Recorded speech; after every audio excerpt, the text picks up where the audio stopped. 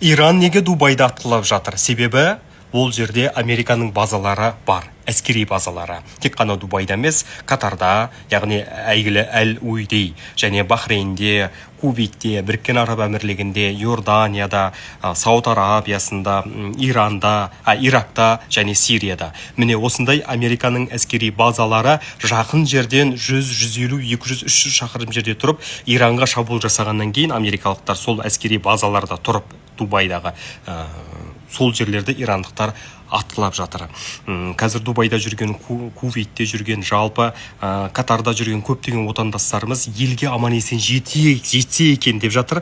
Шынын айтқан кезде Қазақстан деген бейбітшілік, тыныштық деген нәрсенің бір символы болғанына шынын айтқан кезде іштей қуанасың. Және бейбітшілік, тыныштық деген Алланың ең үлкен нығметі екеніне көз жетіп отыр. Қысқасы осылай Иран осы себепті де Дубайды атқылап жатыр. Дубайдың не қатысы бар, оның қандай соғысқа араласқан шамалайды ғой, Израиль мен Иран, Америкамен соғысып жатқан дегендер осы видеоны жіберіп қойыңыз соларға.